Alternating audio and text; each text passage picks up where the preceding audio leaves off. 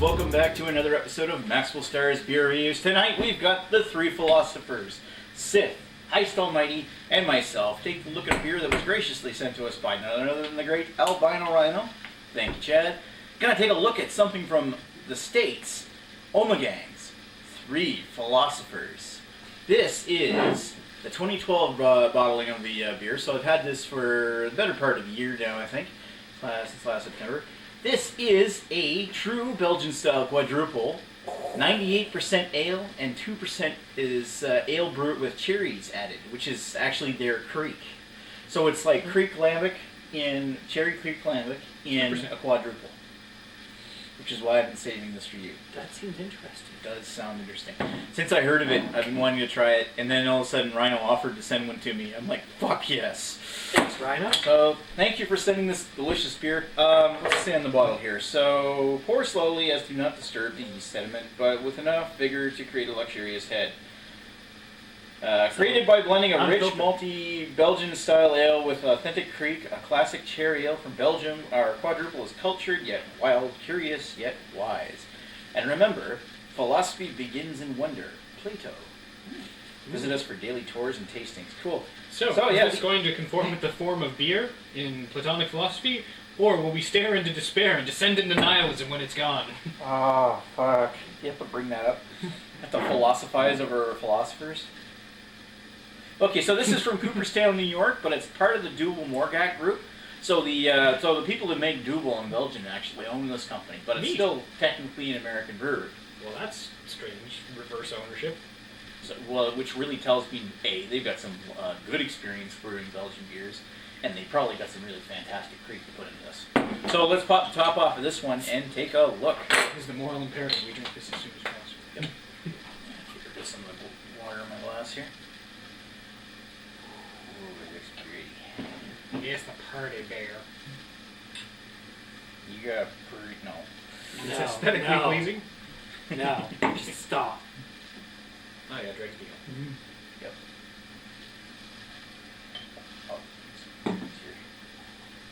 Oh, Disturb the yeast sediments, why don't you? yeah, sure. Oh yeah, I wasn't supposed to... Whatever. Wait, follow instructions.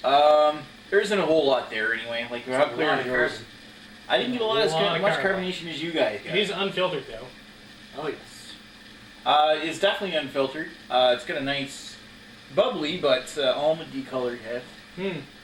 It's very nice. Dying off pretty quick. Very nice brown, Nice reddish sticky amber, looking. basically. It's basically brown amber. Kind of sticky. Yes. It Really does. good. It does look like a quad. Let's put it that way. But it's a little light. It's light compared to what I was thinking. Got a strong aroma coming off that. Take a look at the head I just kicked up. Let's give it a sniff. You can pick out a little bit of that sour cherry, but it's not a lot. Just a little. Other than that, you get like the figs and dates and fruits and stuff like It that. is very quaddy smelling. Yeah, it's definitely the typical quad smell. Yeast dust. Like Yeast dusty dust, dried red fruits. A little bit of sweetness, like candy sugar. Yep, very quaddy. And almost like cinnamon. A little bit, yeah. There's a little bit of spice to it, but not Not a lot. No, not like a pungent kind of like coriander taste, like some Belgians always seem to Good have. God, no. All right, smells really good. Let's put this thing down the hatch.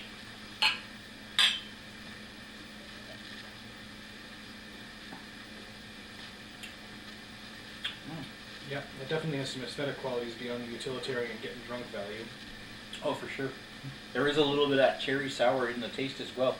Not a lot, just enough to say It's it's just there. a little hint, yeah. Like I'm not surprised there's only 1 part in 50 of that. It blends in quite well with the rest of the that dusty yeast kind of taste with the figs and stuff. Yeah, that's an interesting little accent to it. But It's almost like a hint of booze in it. This comes in at 9.8% ABV.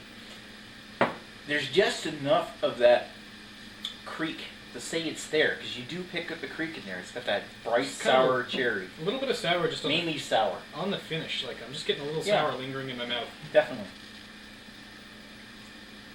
Oh, the sabers are in the box. Take that, suckers. It has to be on here somewhere. What's that? Oh wait, it's a U.S. beer. No, it doesn't have to be. Other than that, it's... What, the ABV? It was like 9 something, wasn't Over it? here. 9.8. See, I taste more alcohol in this in the Porterhouse. Than that. Really? Wow, the Porterhouse Celebration Stout.